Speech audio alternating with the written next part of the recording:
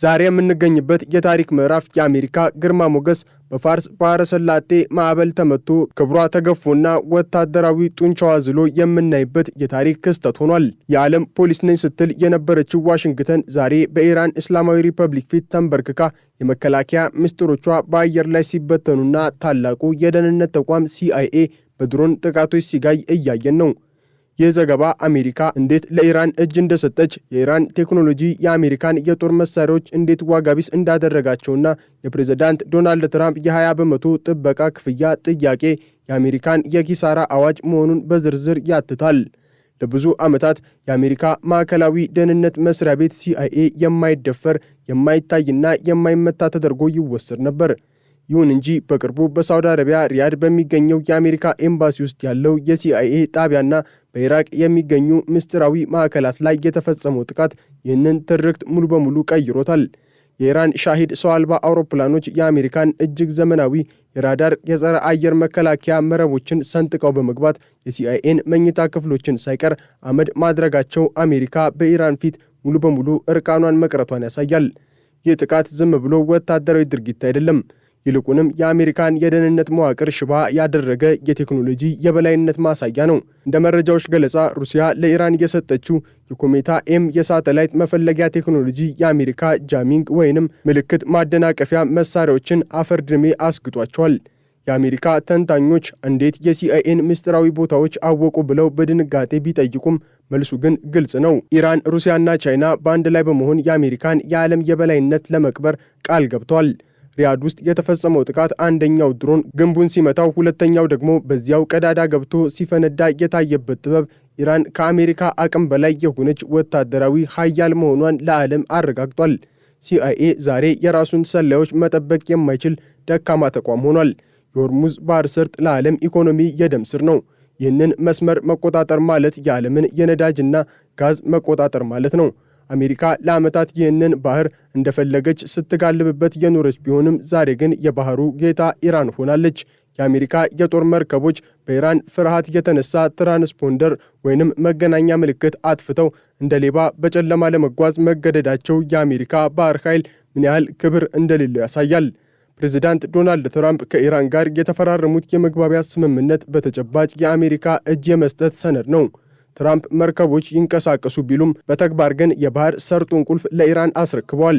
ኢራን በራሷ ፍቃድ የፋርስ ባህረ ሰላጤ ባለስልጣን አቋቁሟ የዓለምን መርከቦች ፍቃድ ጠይቁ ስትል፣ አሜሪካ ግን ምንም ማድረግ አቅቷት ቆማ ትመለከታለች። የአሜሪካ የጦር መርከቦች ኢራን ባሰመረችው መስመር ካልሄዱ ጥቃት እንደሚሰነዘርባቸው እያወቁ የኢራንን ትዕዛዝ አክብረው መጓዛቸው አሜሪካ በወታደራዊ መስክ ተሸንፋ ለኢራን ሉዓላዊነት አጎንብሳ መገዛቷን ያሳያል። የፕሬዝዳንት ትራምፕ የቅርብ ጊዜ መግለጫ አሜሪካን እንደ ታላቅ መንግስት ሳይሆን እንደ አንድ የኪሳራ አፋፍ ላይ ያለ የጥበቃ ድርጅት አስመስሏታል። ትራምፕ በሆርሙዝ ባህር ሰርጥ ለሚያልፉ መርከቦች 20 በመቶ የጭነት ክፍያ ክፈሉኝ ማለታቸው አሜሪካ ራሷን ችላ ወታደራዊ ተልዕኮ ለመወጣት አቅም እንደሌላት ያሳያል። ይህ ጥያቄ እባካችሁ ገንዘብ ስጡኝና በአካባቢው ልቆይ የሚል የልመና ድምፅ ነው። አንድ ሌላ ኃያል መንግስት ዓለም አቀፍ የንግድ መስመሮችን በነጻነት የማስከበር ግዴታ አለበት። አሜሪካ ግን ዛሬ ይህንን ግዴታ መወጣት አቅቷት የንግድ መርከቦችን እንደ ዘራፊ ገንዘብ ካልሰጣችሁ አልጠብቃችሁም ማለቷ የሞራልና የፖለቲካ ውድቀቷ ማረጋገጫ ነው። 20 በመቶ ክፍያ ማለት ከጭነቱ ዋጋ እጅግ ከፍተኛ የሆነና ማንኛውም የንግድ ድርጅት ሊከፍለው የማይችለው ግብር ነው።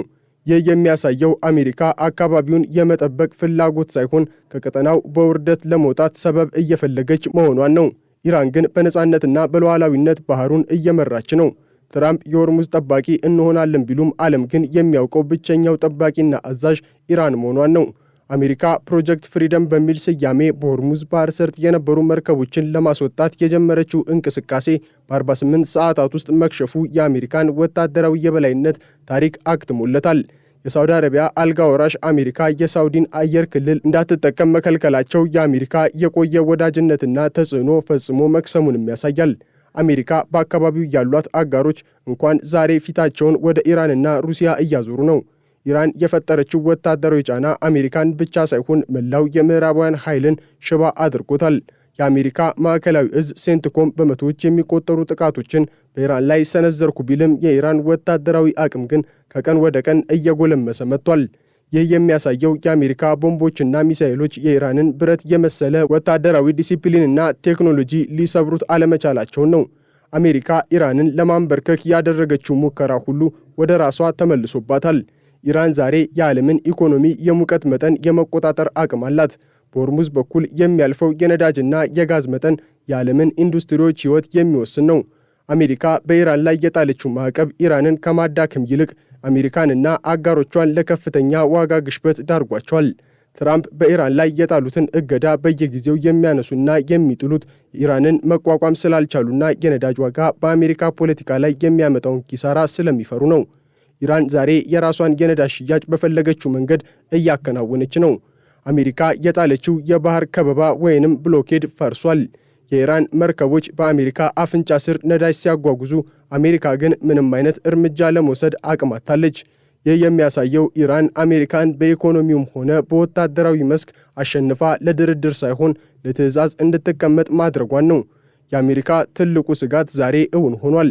ኢራንና ሩሲያ በመካከለኛው ምስራቅና በዩክሬን በኩል የፈጠሩት ጥምረት አሜሪካን ከዓለም መሪነት ወንበር እያወረዳት ነው። የሩሲያ ሳተላይቶችና የኢራን ድሮኖች ተቀናጅተው የአሜሪካን የጦር ማዕከላት ሲያደቁ ዋሽንግተን በድንጋጤ ተውጣለች። የሲአይኤ ማዕከላት መመታት የሩሲያ መረጃና የኢራን ክንድ ውጤት ነው። ይህ ጥምረት አሜሪካን በመካከለኛው ምስራቅ ብቻ ሳይሆን በዓለም ዙሪያ ገለልተኛም እያደረጋት ነው። ትራምፕ እኛ ሁሉንም ካርዶች በእጃችን ይዘናል ቢሉም በተግባር ግን ካርዶቹ ሁሉ በኢራንና በሩሲያ እጅ ናቸው። አሜሪካ ዛሬ በመካከለኛው ምስራቅ ያላት ሚና የነበረውን መሪነት አታ ተመልካች ወደ መሆን ዝቅ ብላለች። የኢራን የቴክኖሎጂ ሽግግርና ከሩሲያ ጋር ያላት ወታደራዊ ትብብር አሜሪካ ዳግመኛ በአካባቢው የበላይነት እንዳይኖራት የሚያደርግ የማይበገር ግንብ ገንብቷል። በዮርዳኖስ የሚገኘው የአሜሪካ የጦር ሰፈር በኢራን ሚሳኤሎች ተመቶ ወታደሮች መሞታቸው የአሜሪካን ወታደራዊ ሞራል ሰብሮታል። የአሜሪካ ወታደሮች ዛሬ በመካከለኛው ምስራቅ ሲንቀሳቀሱ መቼ እንመታለን በሚል ስጋትና ፍርሃት ውስጥ ናቸው። በአንጻሩ የኢራን ወታደራዊ ኃይሎች በከፍተኛ ወታደራዊ ኩራትና በድል አድራጊነት ስሜት ቀጠናውን እየተቆጣጠሩት ነው። የሲአይኤ ሰላዮች፣ የመረጃ መኮንኖች ዛሬ በኤምባሲዎቻቸው ውስጥ እንኳን ደህንነት አይሰማቸውም። በሪያድ የተፈጸመው ጥቃት ለሁሉም የአሜሪካ ባለሥልጣናት የተላለፈ መልእክት ነው።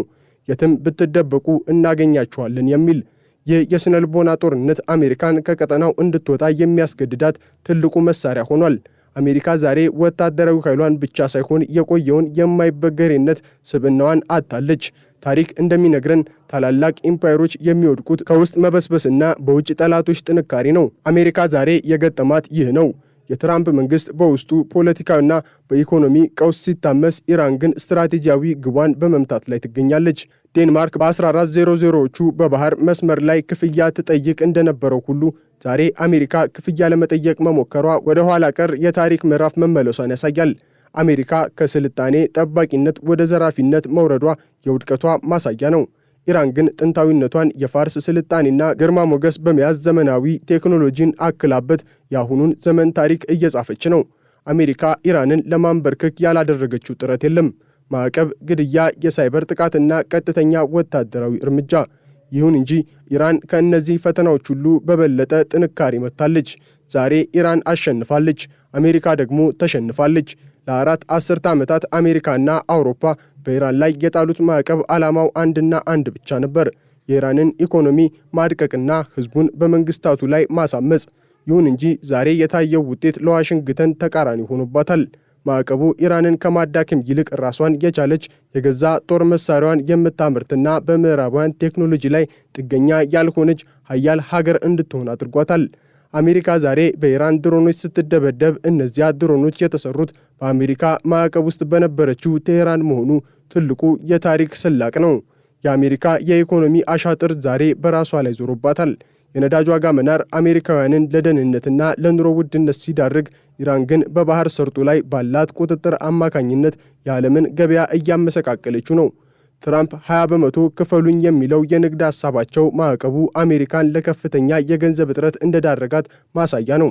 አሜሪካ ዛሬ በኢራን ፊት የቆመችው እንደ ሀያል መንግስት ሳይሆን የኪሳራ አፋፍ ላይ ደርሶ የጥበቃ ሥራ ልስራላችሁ እንደሚል ተራ ደላላ ሆና ነው። ይህ ማዕቀብ ያመጣው ቡሜራንግ ውጤት አሜሪካን በዓለም ፊት አዋርዷታል።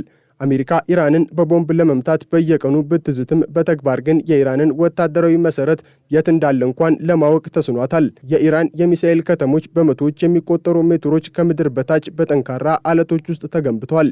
እነዚህ ከተሞች የአሜሪካን እጅግ ዘመናዊ ቦምቦች መቋቋም የሚችሉ ናቸው። ሲአይኤ እነዚህን ስፍራዎች ለማወቅ የዘረጋው የመረጃ መረብ በኢራን ድሮኖች ጥቃት መፍረሱ አሜሪካ በጨለማ ውስጥ እንድትቀር አድርጓታል። ኢራን የያዘቻቸው የሃይፐርሶኒክ ሚሳኤሎች የአሜሪካን ማንኛውንም የጸረ ሚሳኤል መከላከያ ሰንጥቀው መግባት ይችላሉ። በቅርቡ በሲአይኤ ማዕከላት ላይ የታየው ጥቃትም የዚህ ትልቅ ማሳያ ነው።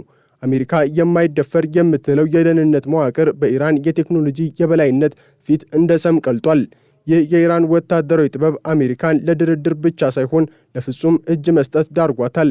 የትራምፕ መንግስት ዛሬ በቴህራን ላይ ጦርነት ለመክፈት ድፍረት ያጣው የኢራን አጸፋዊ እርምጃ አሜሪካን ከዓለም ካርታ ሊያጠፋ እንደሚችል ስለተገነዘበም ይመስላል። ለብዙ አስርት ዓመታት የአሜሪካ ዶላር የዓለምን ንግድ የበላይነት የነበረው የነዳጅ ንግድ ላይ ተመስርቶ ነበር። አሜሪካ የሆርሙዝ ባህር ሰርጥን ተቆጣጥራው ሳውዲ አረቢያንና ሌሎችንም የባህረ ሰላጤው ሀገራትን ነዳጆቻቸውን በዶላር ብቻ እንዲሸጡ በማስገደድ የዶላርን የበላይነት አስጠብቃ ቆይታለች። ዛሬ ግን ኢራን ይህንን ሰንሰለት ሰብራታለች። የባህር ሰርጡን ቁልፍ ኢራን መያዟ ዶላር በአካባቢው ያለውን ተሰሚነት እንዲያጣ አድርጎታል። ኢራን፣ ሩሲያና ቻይና የፈጠሩት አዲስ የገንዘብ ስርዓትም አሜሪካን ወደ ጥልቅ የኢኮኖሚ ቀውስ እየገፋት ነው። ትራምፕ ክፍያ ክፈሉኝ የሚሉት ጥያቄ ዶላር ያለበትን ድካምና የአሜሪካን የገንዘብ መሟጠጥ የሚያሳይ ነው። ኢራን ነዳጇን በራሷ ገንዘብና በሌሎች የውጭ ምንዛሪዎች መሸጥ መጀመሯ የአሜሪካን የኢኮኖሚ የበላይነት መቃብር እየቆፈረ ነው። የሆርሙዝ የባህር ሰርጥ ዛሬ የአሜሪካ ዶላር የሚሞትበት ስፍራ ሆኗል። ኢራን ይህንን ስትራቴጂካዊ ድል የተቀዳጀችው በጦር መሳሪያ ብቻ ሳይሆን በረቀቀ የኢኮኖሚ ፖለቲካም ጭምር ነው። በመካከለኛው ምስራቅ የአሜሪካ የቅርብ አጋር የሆነችው እስራኤል ዛሬ በከፍተኛ ስጋት ውስጥ ትገኛለች። አሜሪካ የራሷን የሲአይኤ ማዕከላት እንኳን ከኢራን ድሮኖች መጠበቅ ካቃታት እስራኤልን እንዴት ልትጠብቃት ትችላለች የሚለው ጥያቄ በቴልአቪቭ ጎዳናዎች ላይ እየተሰማ ነው። አሜሪካ ለኢራን እጅ መስጠቷ እስራኤልን በአካባቢው ብቸኛ ተጋላጭ አድርጓታል። የኢራን ወታደራዊ ስኬት እስራኤልን የመክበብ ስትራቴጂ በተሳካ ሁኔታ እንዲጠናቀቅ አድርጓል።